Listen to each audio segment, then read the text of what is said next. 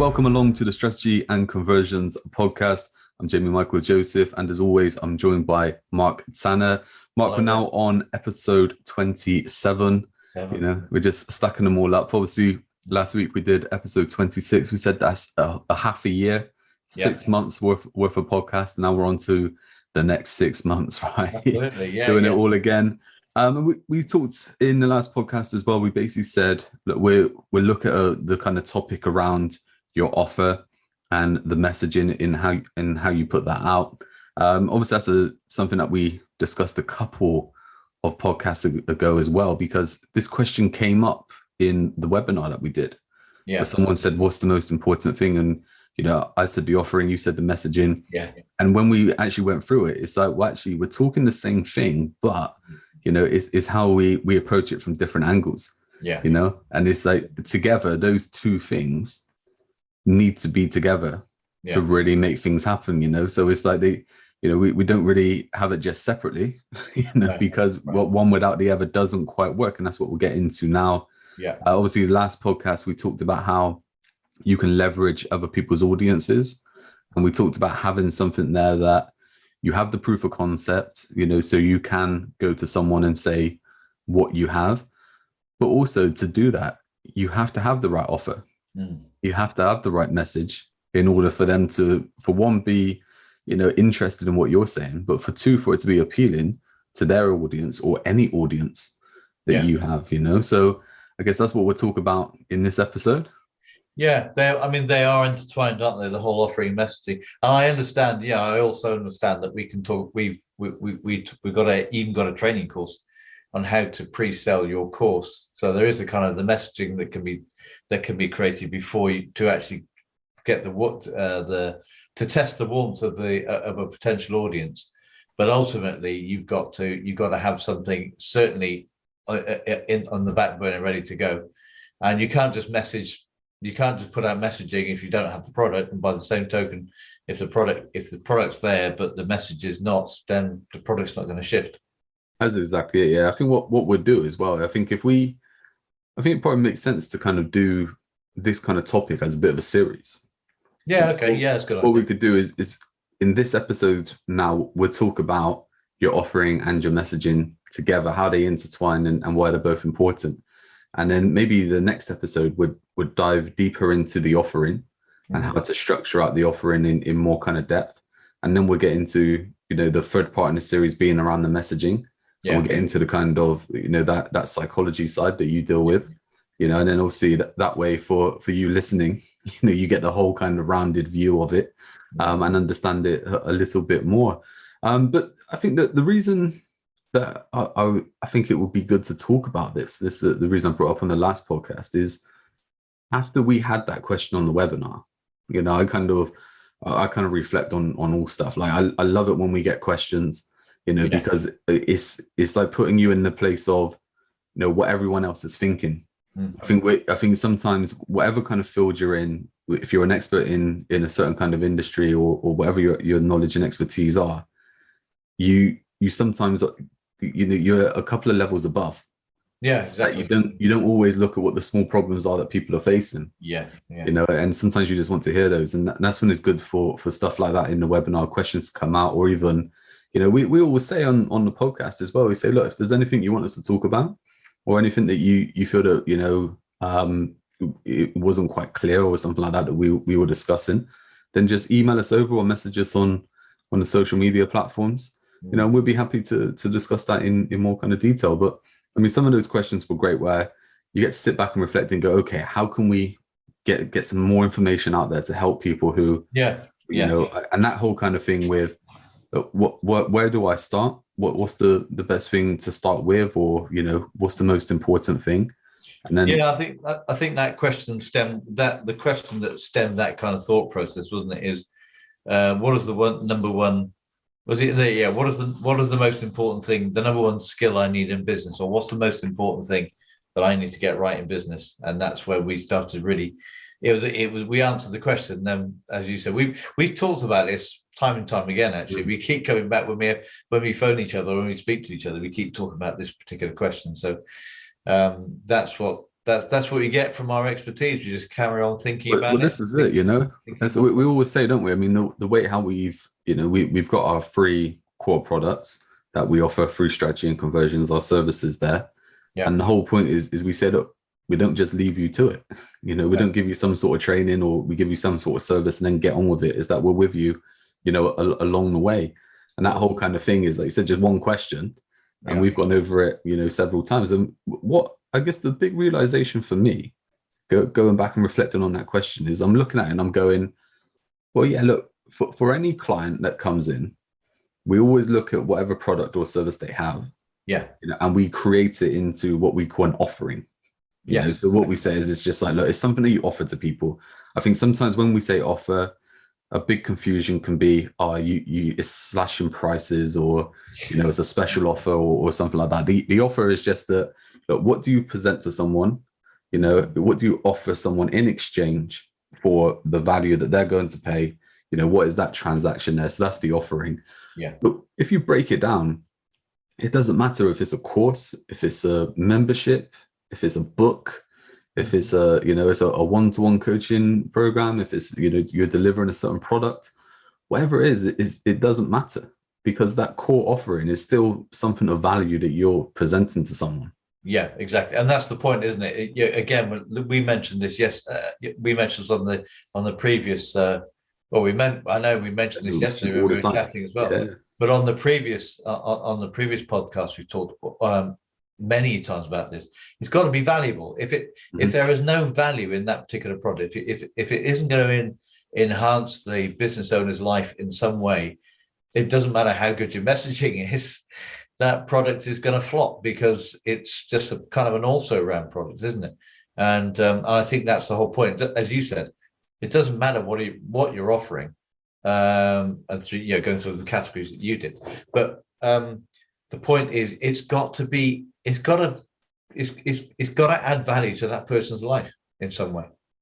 And that's the thing as well. I mean, adding value, I think sometimes as well, and we talk about this so many times in different podcasts, is that value can be really small. Yeah, it doesn't have to be massive. It doesn't have to be the end result. You know, it can be something simple as, do you know what, you're feeling a little bit hungry, there's a shop there that sells sandwiches. You know, it's just like, it solves a small problem. It adds value to you because it solves that problem. Yeah. You know, but it could also be something really massive where you're just like, do you know what, the whole kind of thing with, you know, in the UK, or the gas and electric prices have, you know, gone up, and they're saying, well, it's going to be double. So, you know, it could be a case of you're going, I need to find another grand, you know, another £1,000 over the next year now, you know, that I didn't, you know, I didn't need to find a week ago. How am I going to find that? If you're kind of living, you know, hand to mouth at the minute, like, and all of a sudden you've got to find another grand next year. Well, where do you find that from? You know, that's a bigger problem that you just like, right, okay, I need to solve this problem. Yeah. But the whole thing there is that if you're offering whichever problem there you're trying to solve, you're still adding value to that person's life. Yeah. And that's what an offering does. It just adds value to give them whatever next step that is that they need, whether it's a big step, a small step, or a side step, whatever. Yeah. If you look at it's interesting to talk about that, because if you look at how Virgin Airways, the Virgins took on British Airways, and became quite a viable airline, is simply because, and you go from one extreme to the other, but from the Virgin point of view, they offered more. So they offered more luxury, they offered bigger seats, they offered this, they offered that. British Airways were caught napping, and they took a large slice of the market. By the same token, if you look at the model that EasyJet and Ryanair have got in the UK, these are in the UK or Europe airlines. I mean, love them or hate them, they're just cutting everything right down, so it's cheap. Their offer is, yeah, you get the flight, but we'll do it as cheap as we possibly can. And then, but you have to pay through, you know, every little extra bit, if you like, all the way through. But their models, so those are two extreme models when they've taken this one product and thought, right, how can we add value? Well, at the low end, they become a budget airline. That's the value they add to the budget stuff. And in the high end, Virgin and obviously other airlines now as well, have said, well, we're just going to give them a massive amount of luxury. So, you know, they're finding their market and they're offering value that is appropriate for that particular market they're targeting. I think that's right there. If you read between the lines on that as well, you actually find a bit of a secret to marketing your offering, because what happens a lot is that if you have some sort of service or product that you're selling and a competitor comes into the market, right, and they then either say that they're the best at something, right, or they're better than you for whatever reason, or they're actually more appealing to your client because maybe it's price, maybe it's something else, right? Maybe they offer more, like you said, that you offer more. The danger there is that you then try to beat them at that game. Yeah. So if the price is lower, you then lower your price, right? And that's just a race to the bottom, because you're always then just going, Oh yeah, further down. You also have the flip side is that, okay, look, we add more value, we stack more value, and you start adding more, but you're just charging the same price.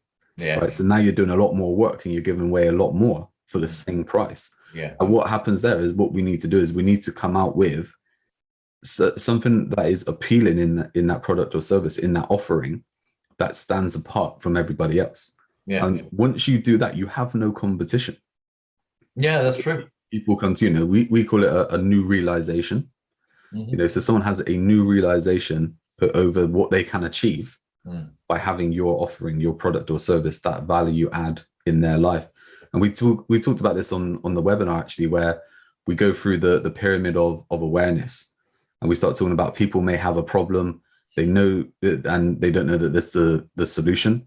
Yeah. And they may know that the solution exists, but they don't think they have a problem. And we said about you see this quite a lot with people who are overweight and unfit, and they know that they could just eat less and work out more, and they could get to a healthy weight, but they don't, and they just tickle along and everything's fine until the doctor tells them that, listen, you're going to have a heart attack or you're going to have diabetes or whatever it is unless you stop.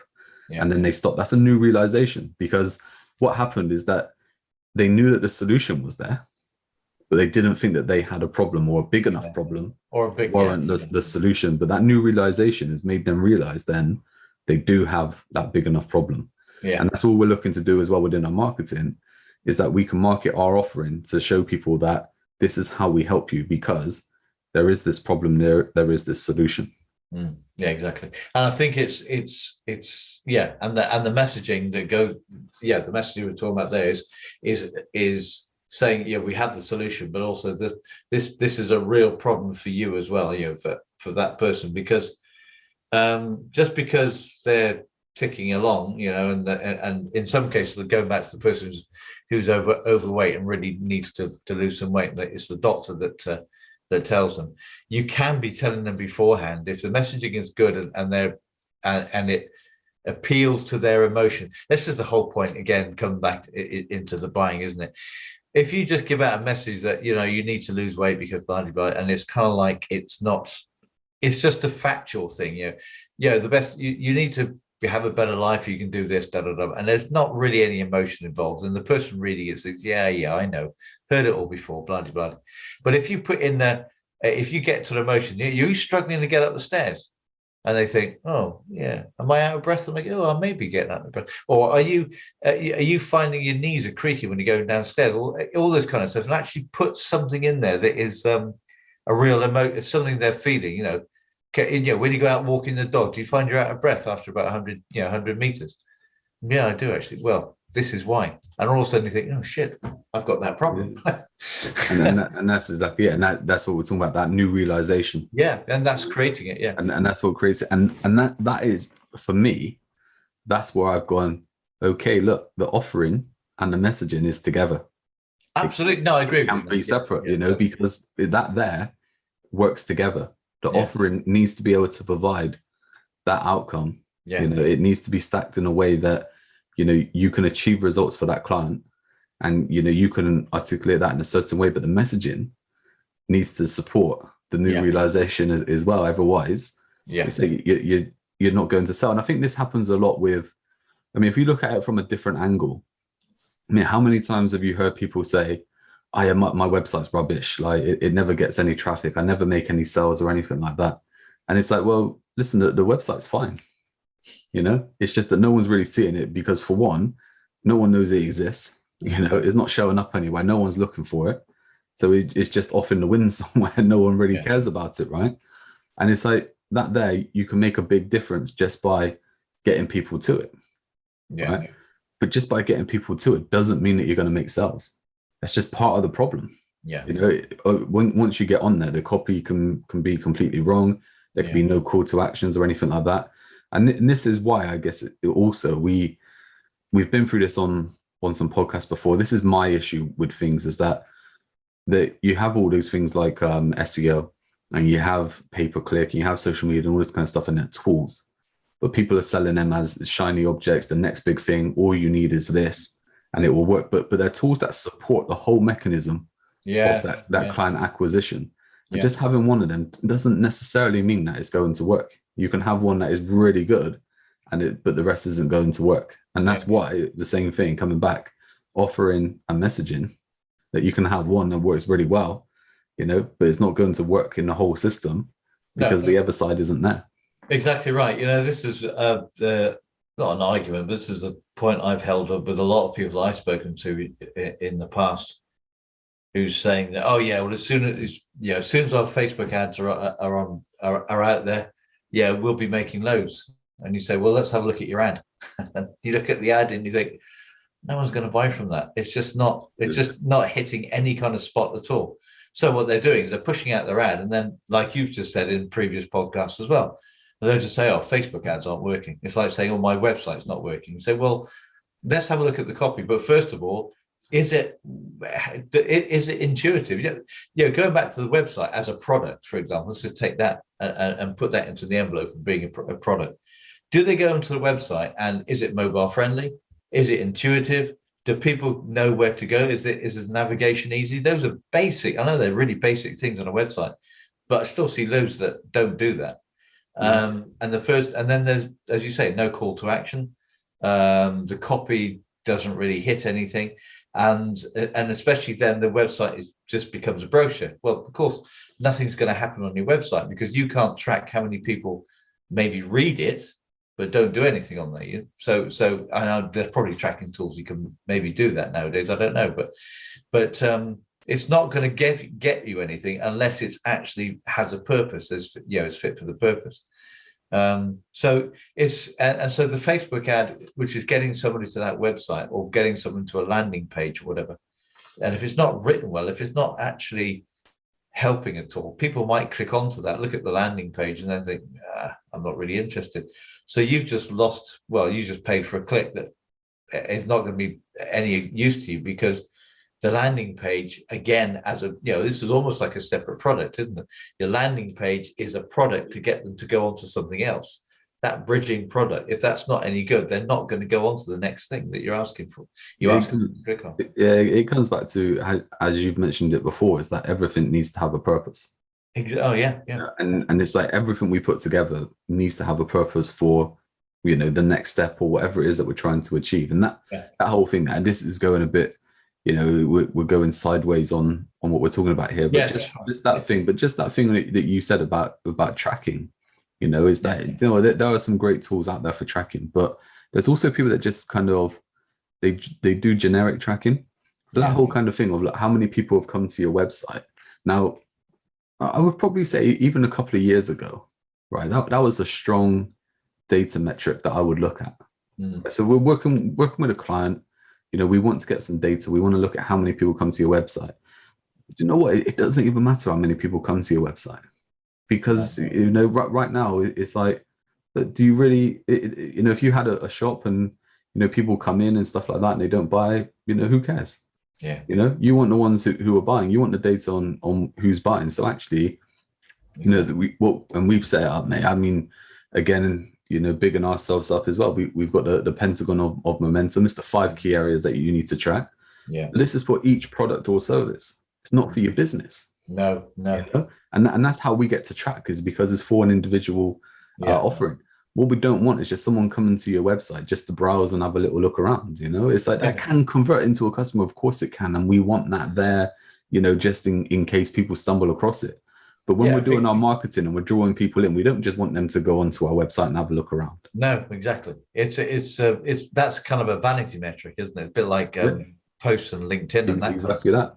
how many views have I got? And you think, oh, great, I've had 300 views, 400 views. You say, yeah, but how many people have interacted? Oh, I've got one comment. You think, well, okay, that's the most important thing, is you've got one comment, and was it any constructive comment, or was it just, oh, that's a good point. That's rubbish, isn't it? So the only way that helps, knowing how many views you have, or how many people land on your website, is that when you got people, so you can then have a number of people who buy from your website. It gives you a metric to say, okay, out of this many people that came, however many hundred, only one people bought. What's the problem with that? And that gives you another insight. But just that, how many people landed on my website thing is, nowadays is just you only get a small conversion. That's the thing, is you're only ever going to get a small conversion from the amount of people that land on your website. But like you said, if you had the landing page that was all for opting in for a particular product, you can measure that quite in depth. Going even further sideways, but just a quick kind of story on this as well. Like, this is where you do have to be careful with who you listen to and what you look at and stuff, because that whole kind of data, like Google Analytics, for example, everyone should have that, because it gives you some sort of, insight into what's happening. But what used to happen is, before Google Analytics, you would get some statistics from your hosting platform, so your hosting provider, and they used to put it as hits. So what would happen is now, so just say, for instance, you've got a visitor come to your site. That's one visitor, right? But what used to happen is, one visitor came to your site, a hit would count for like however many different things they see on your page. So if you've got a menu, well, that's one hit. You've got a logo, that's 2 hits. You've got a picture, that's 3 hits. You've got some script there, it's 4. You've then got a call to action box, is 5. And all of a sudden, one person coming to your site counts as 17 hits, and that's before they even go onto another page. So like, you could get like a web developer then and talk with people like, oh yeah, your website's had, 500 hits this month. And it's like, what does that actually mean when you like bring it all down? Is that, 7 people clicked on your website? Yeah. And it's like, there are some metrics that happen within Google Analytics that, you can look at, and they look really good. And then you start breaking down. The biggest one is that you get people who say, oh yeah, I've had X amount, 100 people come to my site, this month or whatever it is. And you look at it, and they can be a small business operating in a local area. That's all they operate in, and they're getting visitors from Russia, China, India, and they're usually hackers and stuff like this trying to get in, or bots or whatever it is. But they're not relevant, because they're never going to be a customer to you. They're not going to come in and buy from you next week, or book a session in the salon or whatever it is. It's not going to happen. And it's that sometimes, like, these kind of metrics, not so much that you have to be savvy to interpret them, but you just have to be savvy enough to go, okay, I'm just going to take that chunk out. And then look at stuff. And this is, again, look, like I said, we're going sideways and sideways on this, but the whole point there is that, look, there's so much that happens, but all that kind of stuff is irrelevant if you don't have the right kind of product. Because, what needs to happen here is that we are counting the buyers. That's the point, isn't it? I mean, for your offering and your messaging, the point is you look at you've got to be brutally honest about messaging. And I've got it. In the past, I've written copy for people, and you think, well, why was that not bringing anybody in? And then just by changing a headline to be a real sort of dramatic headline has made such a huge difference. But you've got to be brutally honest. If your copy's not working, don't be vested in sort of saying, oh yeah, but it took me hours to write this. It's really great. You may like your copy. It doesn't mean to say that the rest of the world is going to like your copy. They might just ignore it. So one of the thing about the messaging of when it comes to your copy, you cannot be proud about your messaging. You write it knowing that there's bound to be things that you can improve on. It'll never be perfect. And so the whole point about going back to your testing is absolutely crucial. Test every element of it. If it's not working and you still think the product is quite viable, then is the headline wrong? Or is the first paragraph wrong? Or is there a sentence that is not hitting the pain point enough that someone might have?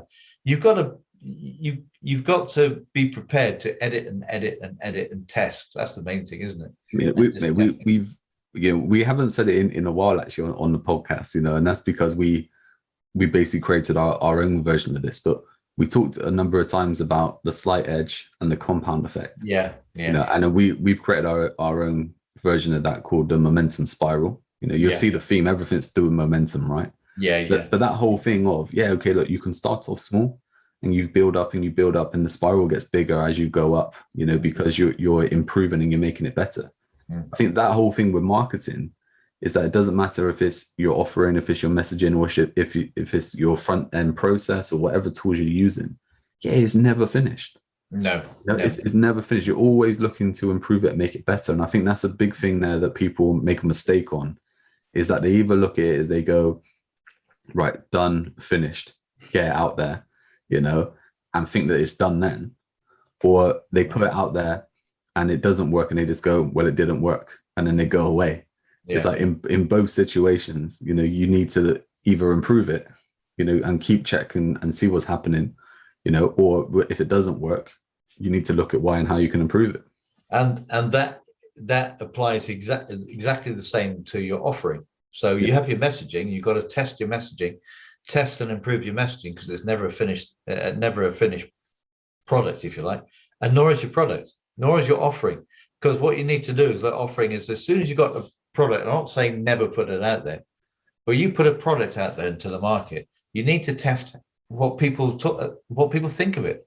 So again, customer surveys, all this kind of stuff comes in, but really good questions. But look at what you think. So you can actually get a kind of a focus group in place. Say, okay, and instead of saying this is the product I've got, isn't it wonderful? You just say, what is wrong with this product at the moment?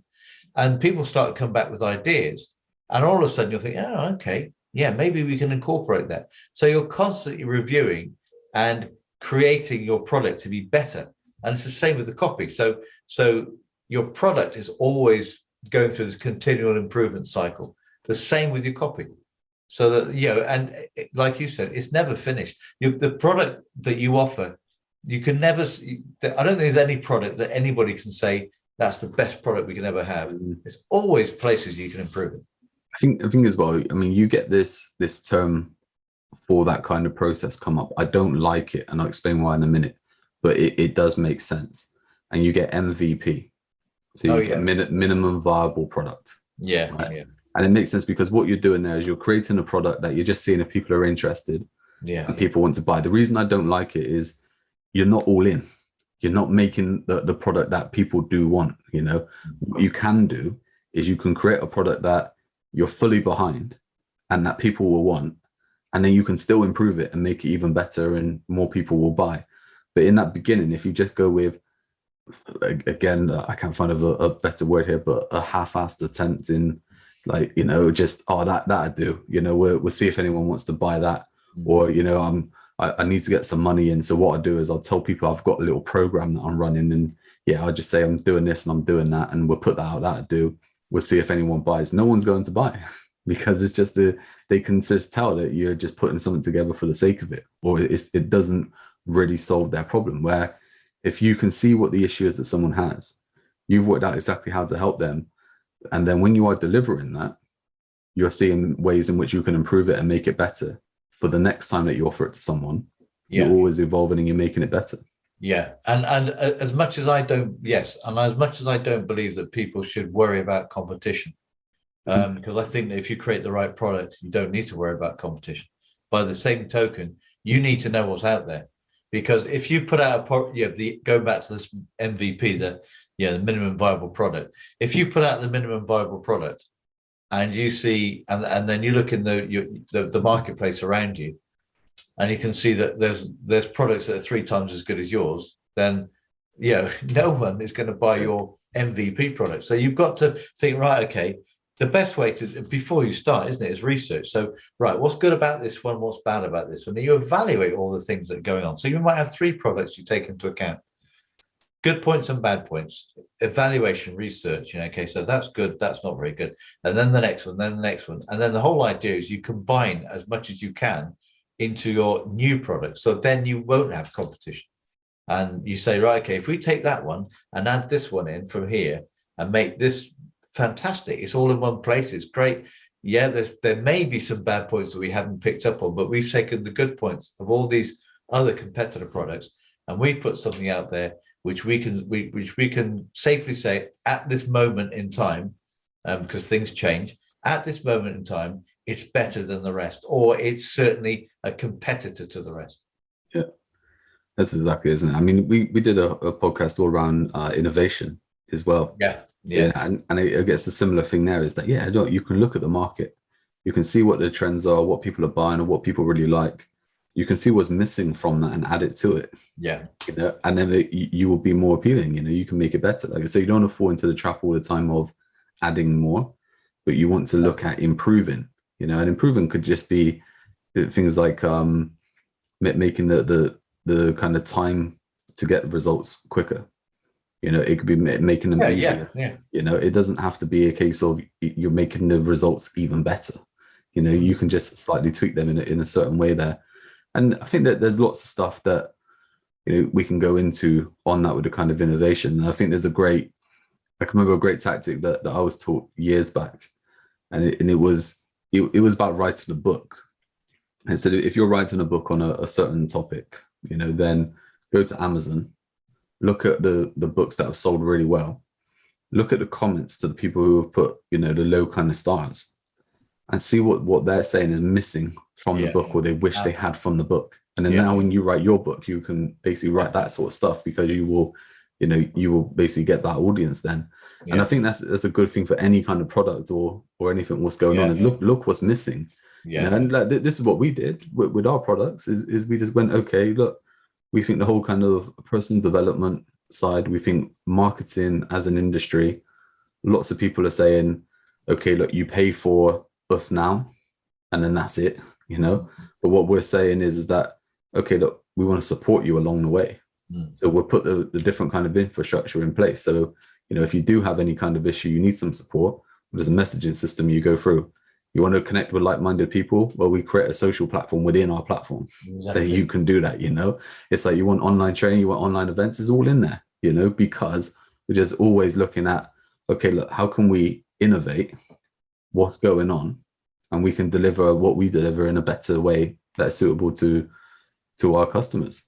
And that was, and it's interesting to talk about that with the platform, which isn't a Facebook platform. The membership area that isn't on Facebook, is because I know that, and obviously you we both come across it, haven't we? Is that so many people say nowadays, oh, I don't do Facebook. So there's all these people that set up Facebook groups because they were the big thing, and that's the difference, isn't it? Times move on. Yeah, they used to be the big thing, and everyone had a Facebook group and blah, blah.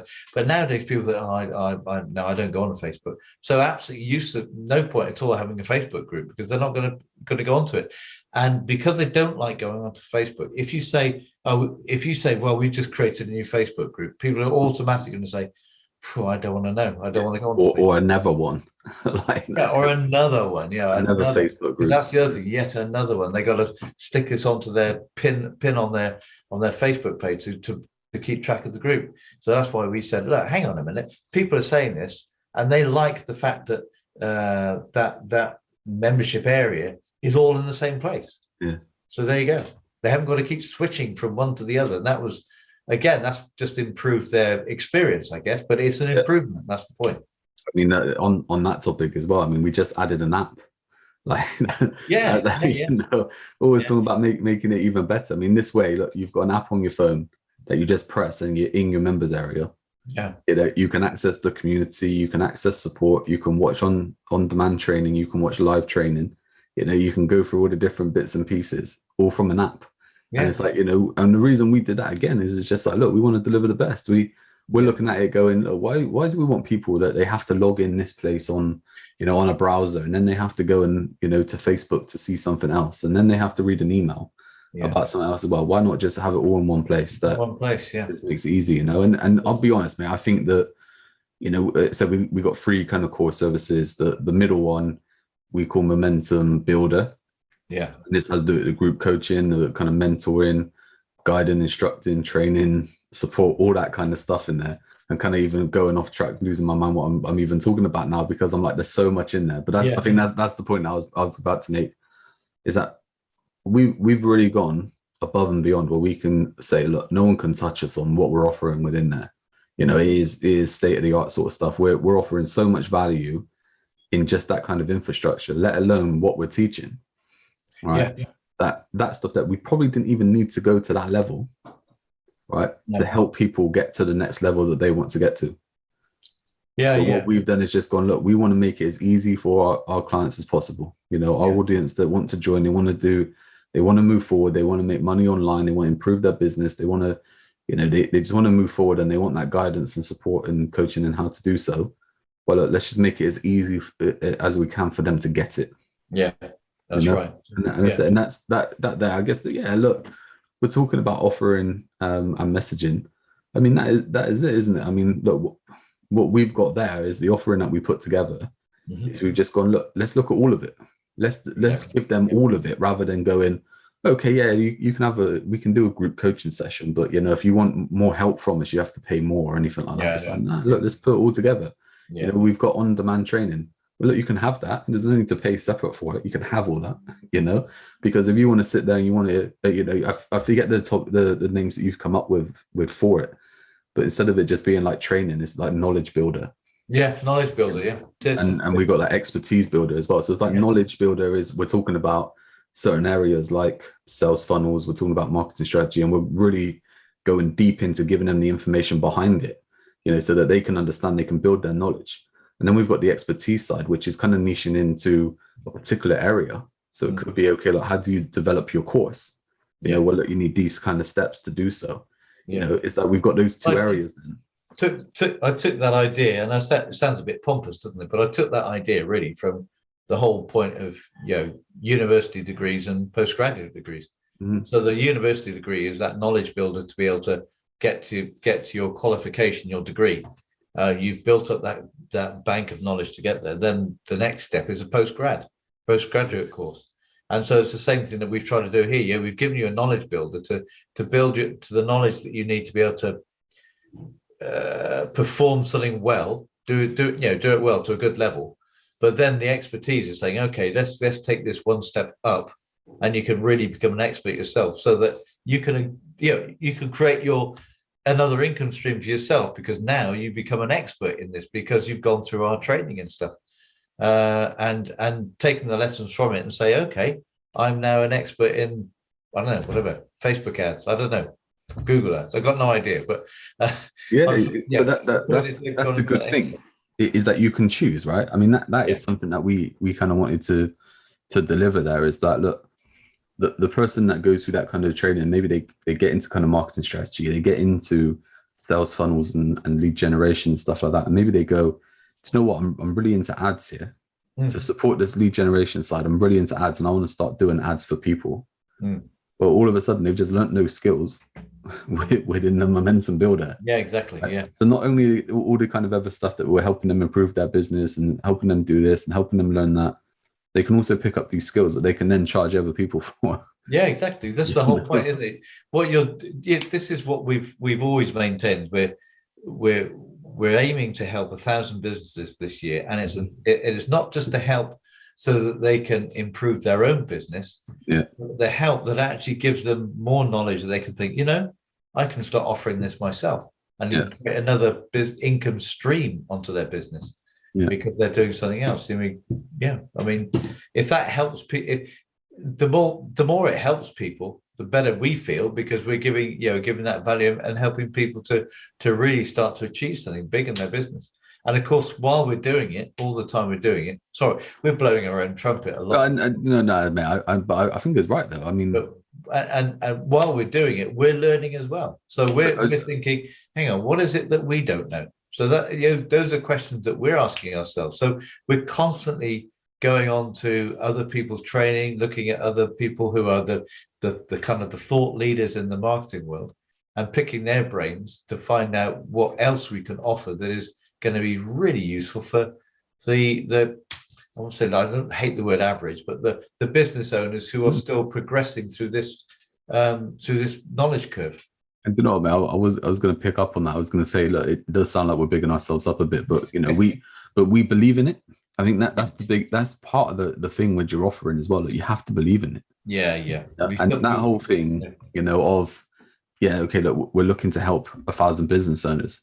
I mean, look, our thought process behind it with doing all this as well is that I mean, we are pissed off at how people are getting cheated and ripped off and stuff like that out there. Where people are saying you need this, you need that, and it's because they sell it. That they're saying that's why you need it. You never get them turn around and say, actually, do you know what? You probably need, some good kind of videos, at the minute, not SEO. You probably need some videos. You never get that if it's an SEO person, right? No, exactly. Because there's always a conflict of interest, and it's like that's the whole thing with us. Like, look, I mean, the whole kind of support system is called unbiased assist, because we're not trying to sell you anything. We're not trying to, say, oh yeah, you need this, and this is how much we're charged for it. We got people that we can put you in touch with, of course, but we can give you the answer. And how to do things yourself or how to go about it. But the whole point there is that, look, we've created this because we fully believe that what we deliver is of value. And we know that there's an audience out there that need it. Absolutely. So we put it together in that kind of way. So it's like, I was going to ask the question to you, like, why do you think most of the time when people put offers out there, and maybe I'm saying offers, it makes it sound again as if it's a short-term offer, but sometimes it is. I think that's how they present it, is that a short-term offer. A lot of the times they fail. I was going to ask you, why do you think that is? But I think that there is probably one of the big things, is that they don't 100% believe in it. Yeah, I think it's passion. I think, we come back to the messaging, and that people buy from people. You might have a one-man business. You might have a 10-man business. But let's say woman as well, man. And sorry, in case, right? Person. So, but people buy from people, and they can tell your passion when you start talking about what you do and you're passionate, and people already start to invest in it. Wow, that's really that person's really passionate about that, and they straight away start to get on board with you. So I think it's to do with that. I think it's also to do with being authentic. So, for example, I did a challenge the other day, and I haven't actually done it now because it really pissed me off. I started doing a challenge the other day, and it was from the States, and it was it ended up, it would have been 11. It would have been an hour webinar at 11 o'clock at night UK time. So I thought, okay, maybe, and I knew that one night I wouldn't be able to do it. So I asked them about the replays. I had to pay for every replay. Wow. And you think, what? Which is what we don't do, obviously, because we value the customers. So things like that, simple little things is that, you got to pay $27 for each one of these replays. I'm sorry, that's why I haven't. That is a big tactic at the minute. That happens a lot, and you get $27. I've seen it as $7. No. But isn't that? But that's not authentic, is it? It's just not genuine. It's kind of like, I'm going to make money from you. Yeah. It's straight off the bat. Yeah, straight off the bat. It's like, look, do you know what the best thing there as well? And this touches on messaging, I think, because the messaging within the challenge copy, right? The actual kind of, you need to get into this challenge, is all about, we want to help you. Yeah. It's, we want to help you overcome this, and we want to help you achieve that. And if you join our webinar, we're going to show you it and all this kind of stuff. And it's like, so look, if you're really trying to help me, why have I got to pay for a replay? Exactly, yeah. And it's like, don't get me wrong, like, I don't think they should have that replay open all the time, and people. No, there's time limit. I think if you give someone 2 days, right? If you said, look, we're going to do the live webinar, it's 11 o'clock, on the PM UK time, but you know what? You've got 36 or 48 hours before we take it down. It'd be within it. That's fine. But if you want to keep them forever, pay the $27. I think there's no issue with that. No, that's totally acceptable. And I think the problem is that we go out to a global audience, so everyone in different time zones.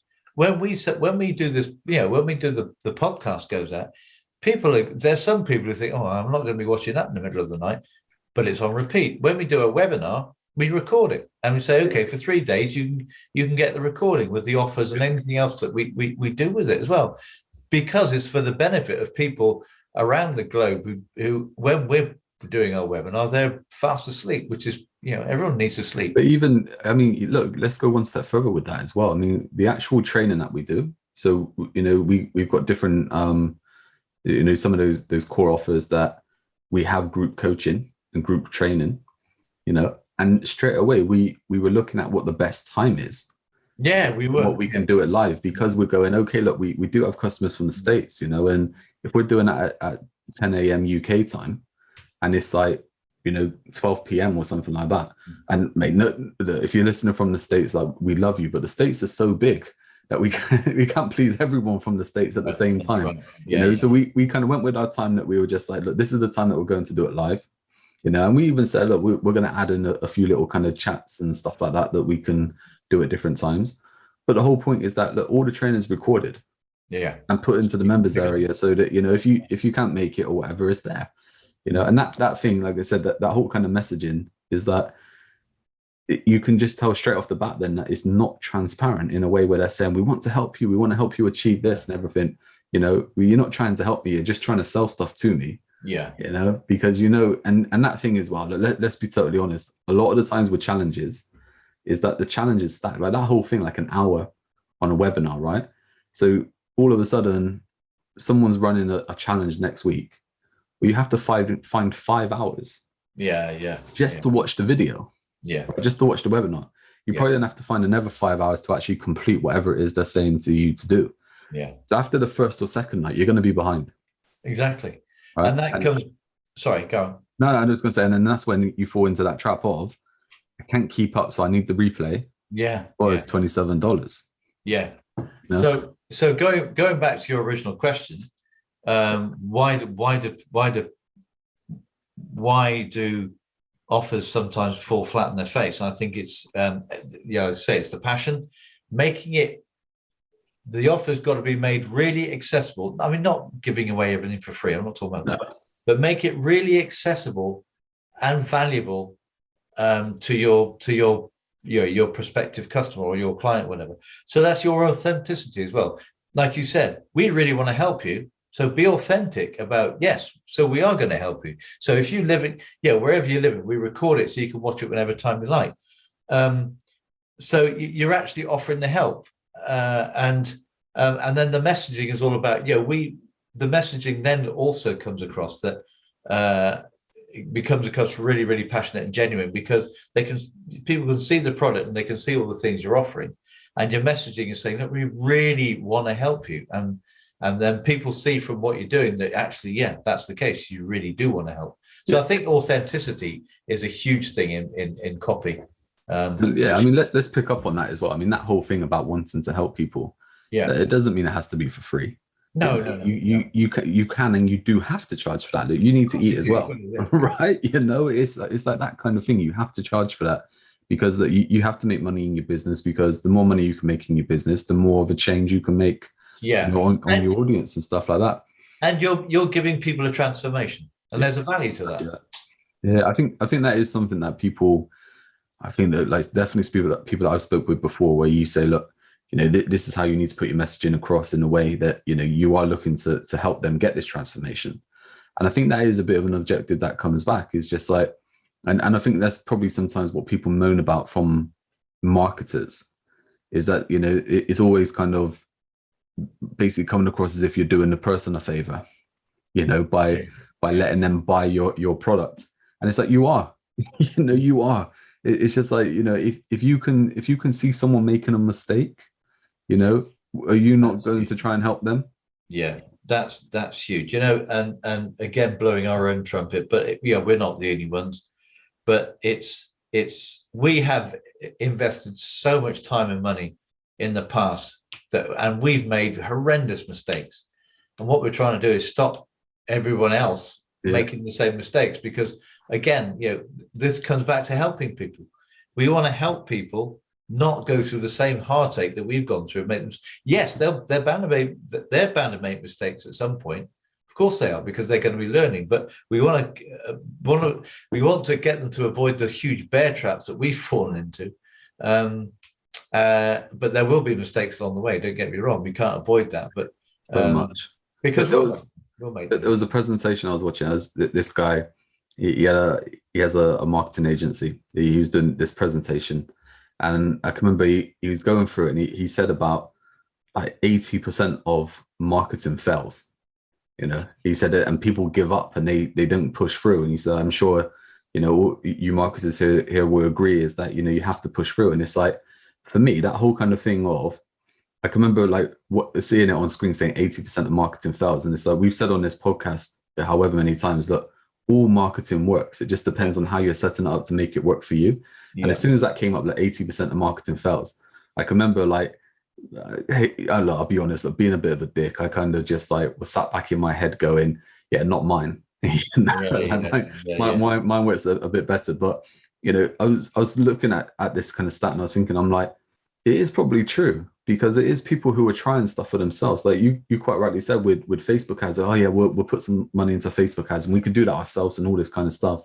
And what happens is so many people try stuff and it doesn't really work. The whole kind of benefit by having someone like us on side, right? And not even the training, not even anything like that, but just being able to kind of send through to support that kind of thing and just get the right kind of answer, is it limits that, not taking that 80% to zero, but you can take that 80% down to 5%, 10%, and make it so that, you're getting those shortcuts. So you're not making the same mistakes that we made years ago. Exactly. We've made them in our own kind of thing where we go, no, that didn't work how it should have worked. What was the reason for that? I think that's the big thing, isn't it? Is that when something doesn't work, we look into that. We diagnose why it didn't work. Exactly, it's the why. So why, when we do it next time, or if we're doing it with a client or something like that and it didn't work, we can quickly adapt to make it work. And I think that's the big thing, is that when people try to do things themselves and it doesn't work, they can't quickly adapt. They're just like, oh, it didn't work. Yeah. And I think there's another aspect to Facebook ads, which took me a while to understand. Well, yeah, it did. And that is that initially you're going to lose money on Facebook ads. Yeah. You will, if you want to get into Facebook ads, be prepared that you will lose money to start with, because you've got to find out what works. Yeah. It's very, very seldom you're going to put a Facebook ad that is brilliant response to start with. There's going to be all sorts of tweaks you need to make, but the point is you get it out there.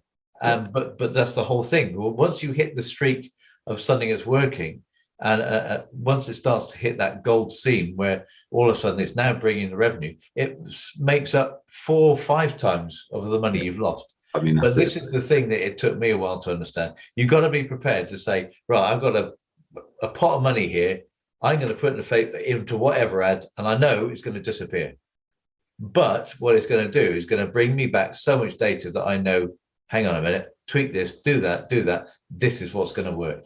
You think if it is well, though, I think like that's a great point to kind of, I guess we wrap up this episode now on kind of offerings and messaging. And obviously, like I said, we'll go into more deeper elements of offering next time. And we'll go into deeper elements of messaging after that. But that there with Facebook ads, it takes a bit of time, right? I mean, the amount of times I've heard people, oh yeah, I'm going to chuck 100 quid into Facebook ads and see what happens, or what I do is I'll invest a bit and see how it works, and then if it works, then I'll put more in. If it doesn't, I won't.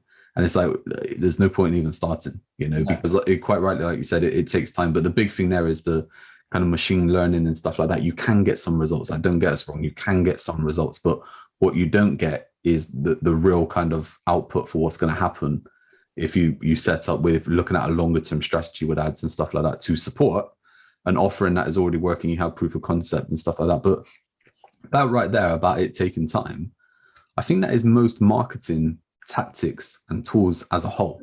Yeah, I think so. I think that there's not much within marketing that we can go, oh, do you know what? Let's do some of that kind of marketing. Let's do some of this kind of marketing, and we'll see what happens, and stuff like that.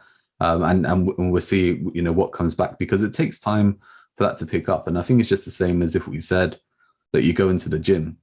It's going to require some effort. It's going to hurt a bit to begin with, right? And then it's going to get easier and it's going to get better, and you're going to start getting the results. It's exactly the same with marketing. Now, what you can do, and I think this is probably the big thing with getting your offering right and getting your messaging right, is you can get a quick win.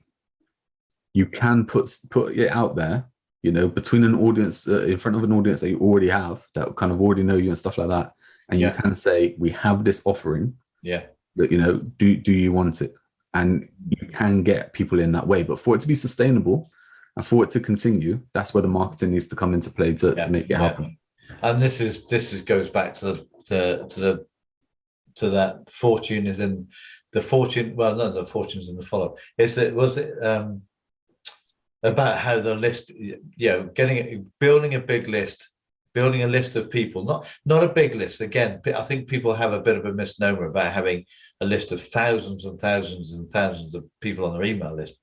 You want a list of people who are active and who love your stuff. It's pointless having a list of 10,000 people if only 1,000 of them are ever going to buy your stuff. You may as well just stay with a list of 1,000. But that's the whole point. If you build up your list and the quick wins come from, they know you, they've already may have bought from you, or they've seen you around, they interact with you. So you put your product out there, and that's where you can start to get those quick wins, like you said. But then you have to keep building that list of people who are going to carry on. That's when the marketing comes in, because just selling to one list is not sustainable for any real length of time without that list being added to. I think that's a great point. Like, just to finish on here, is that if we look at it with us, we said obviously that the last podcast episode said 26, you know, that's 6 months, but we didn't really start the business until 3 months ago.